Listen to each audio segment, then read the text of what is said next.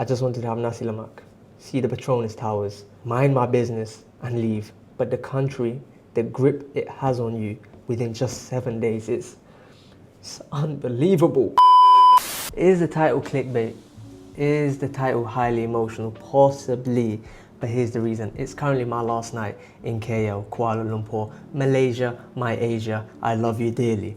It's my last night here. It's currently, what's the time? It is, as you see, it's currently 12:30 midnight. So it's past midnight on my last night here, and I just got back in from the market and I decided to record this video. Yes, I did say this title, the video is kind of emotional because I just came back from the market where I go every night. There's this one juice stall owned by this Malay auntie, and she gave me the nickname Orange Juice because every night since I came here 7 nights ago, I would go to her stall and say, "Auntie, can I have some orange juice, please?" And it got to a point where she just knows me now as Orange Juice. There's also some brothers, they own a nasi lemak spot, but I don't just have nasi lemak there. I have nasi lemak, you know, chicken biryani, tandoori rice with chicken and more chicken. And it got to a point where I sit down, menus are handed out to everyone else, but me, no need for a menu, they know my order. This level of, you know, being familiar and just feeling familiar and being seen has made a brother emotional tonight because I was saying my goodbyes to them, and it just felt like I was saying bye to someone I knew for years. I knew them for 7 days. And I feel like that really describes Malaysia, or I guess in this case, Kuala Lumpur as a whole. And the reason why I say Malaysia, not Kuala Lumpur, because a lot of the stuff that I'm going to be talking about in this video has to do with the people, the hospitality of the people and the generosity of the people. So that's why I'm saying Malaysia, not just Kuala Lumpur. Let's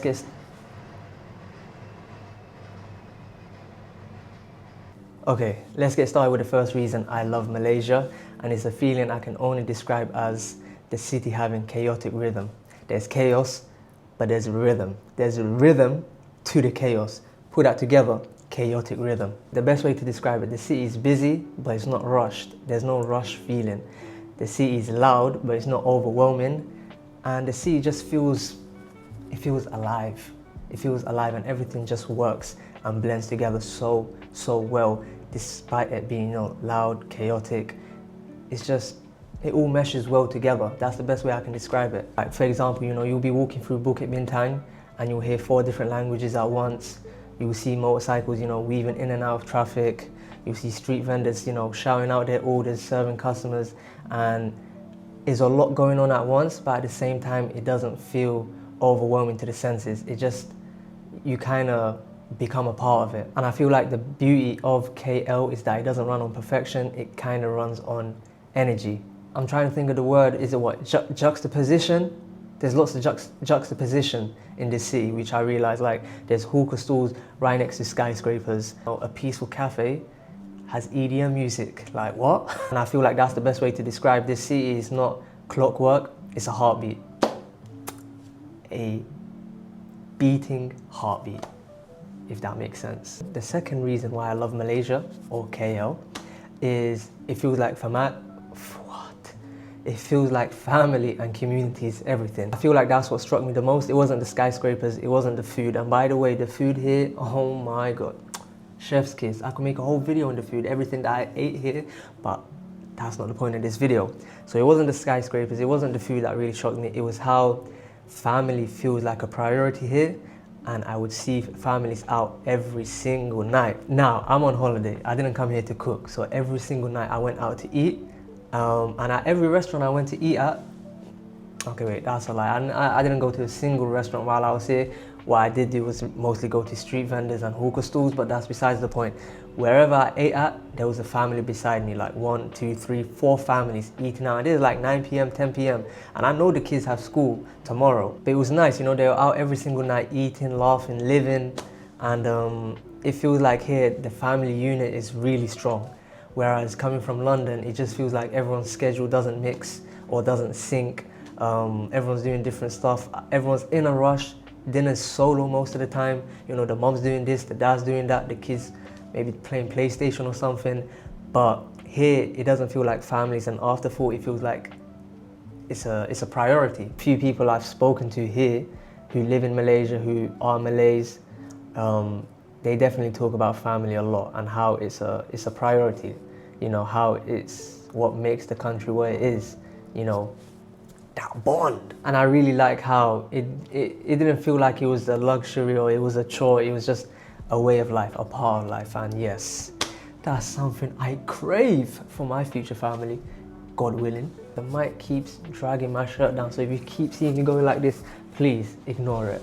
I'm not trying to show any cleavage. The third reason why I love Malaysia, it's got to be the multicultural aspect of the country, or maybe Kuala Lumpur, but I'm pretty sure the whole country's like this. But I do feel like London does this well, and it's having a multicultural, you know, a very diverse community of people where it just feels normal. Nothing feels forced, nothing feels, you don't feel left out because you're from a different country.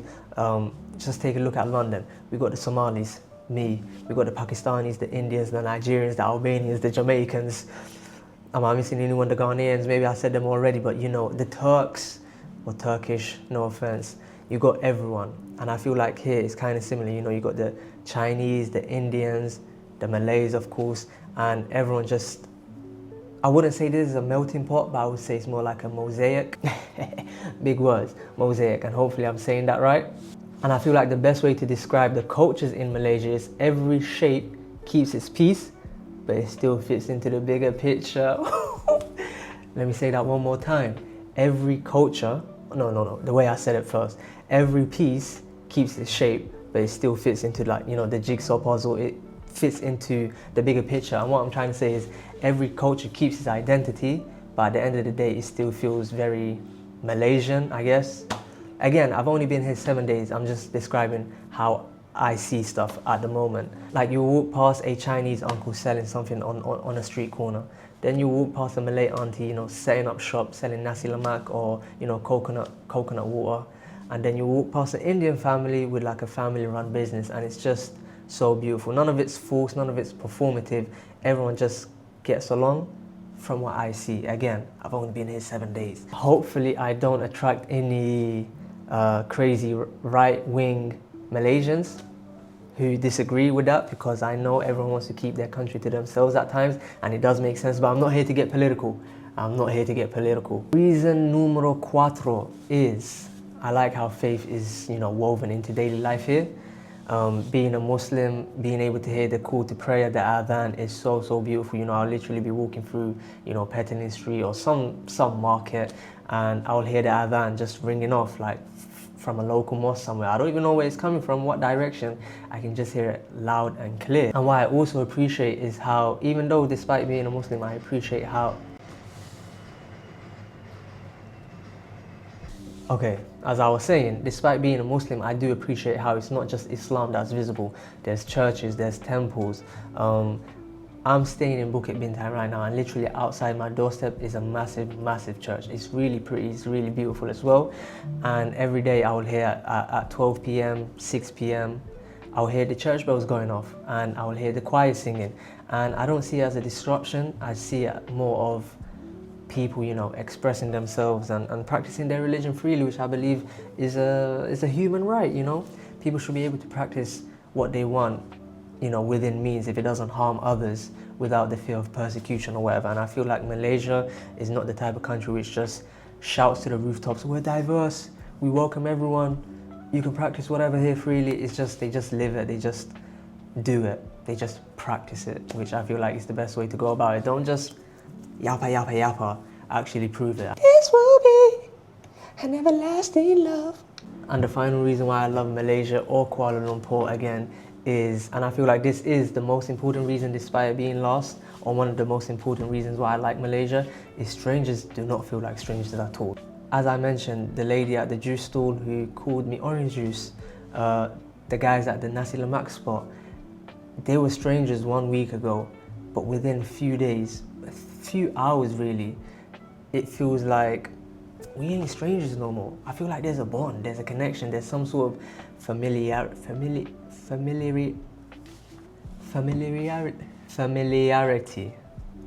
That's good enough, but I feel like there's some sort of familiar feelings there. Because back home in London, oh my God. You know, you learn to keep your head down. Everyone's just like tunnel vision. They're focused on themselves. Head down, rarely smile. Like, don't get me wrong, London can be nice at times, but the majority of times everyone just keeps to themselves. Whereas here, I have so many conversations with my Grab drivers, with the person serving me food, with, I guess, you know, the aunties and the uncles at the stalls. They just want to get to know you. And I know some may say, oh, they're just trying to make a sale, they're just trying to get a quick buck. But even the places where I didn't buy anything from, I would say 5, 10, 15 minutes just talking back and forth. They know they're not going to get a sale because I've already talked about how I'm not interested, but they still engage in conversation. You don't really get that everywhere. Literally, I was going to I think it's called Putrajaya Mosque, the pink mosque, and it's like 30 minutes from KL. And the conversation I had with the Grab driver was just amazing. Like, he told me his whole life story, I told mine, and you know, hey, I didn't get his number, but shout out him if you're watching this video. Small things like the auntie remembering me, the guys remembering my order, it's really heartwarming, it's wholesome, what can I say? It's those small moments that really add up and make the experience what it is. And it's not, you know, loud hospitality, it's not something that's performative, it's like quiet warmth. I'm getting really poetic in this video, but it's like quiet warmth that sneaks up on you and you just feel good at the end of the day. So the people, the hospitality, the customer service, just the people in general here in Malaysia are so kind, so great. Please never let anyone take that away from you, please. Because you know the saying, I don't know the saying, but yeah, don't let anyone take that from you. Honestly, I just came here for a holiday. I saw it was kind of underrated in terms of, like, people go to Thailand, Vietnam, where else? Japan, South Korea, but not too many people talk about Malaysia. So I said, let me give it a shot. It's a Muslim country, I'm Muslim, hey ho, that works. So I ended up falling in love with the country, and now I'm making a video about how much I love it and how much I want to stay. My brain's telling me I gotta get back to London, you know, make that money, get back to work. But my heart's telling me, you gotta stay, bro. You gotta stay. But literally, Malaysia was supposed to be a one and done. But I can definitely see myself coming back minimum 5 times. Not this year, but I need to see all the states. I need to see, I don't know if they're states or cities, but Langkawi, Sabah, Ipoh, Malacca, Penang. These are just some of the suggestions I got on TikTok. But yeah, this channel is called Life with Rebel. So, life with me, but life is not life without Malaysia. Yeah, that's the end of this video. It's like, what, 12:22 a.m. right now. My flight's in less than 24 hours. I gotta grieve. I gotta go through the grieving process. Just, you know, sit on the couch, maybe watch a little K-drama or M-drama, Malaysian drama. Might start that from now on so I can, you know, reminisce about my time here. Shout out my Malaysians. I don't know if you guys are in the World Cup or if you've qualified yet, but if you do, obviously I'm supporting England, you know. Long live the king. But if you guys do make it to the World Cup, you will be my second team. Don't worry. But on a serious note, I'm really glad that I did come to Malaysia. I've been wanting to come here for 2-3 years, and actually being here and experiencing the culture, the people, the food. It's one of those feelings that you feel that you can't really put into words. I tried to put it into words as best as I could, but Malaysia, my Asia, I love you dearly. I wasn't kidding when I said that. And I'll be back. Like, comment, subscribe, and let me know what you want to see in my next video. Guys, I'm about to leave in 10 minutes. I think you can hear that. It has not rained once since I've been here. Not once. And just take a look. Oh my God. Okay, he doesn't want to close. That's not my problem. Look at this. I think this is Malaysia's way of saying it's gonna miss me. I'm gonna miss you too, bro. Don't worry, I'll be back.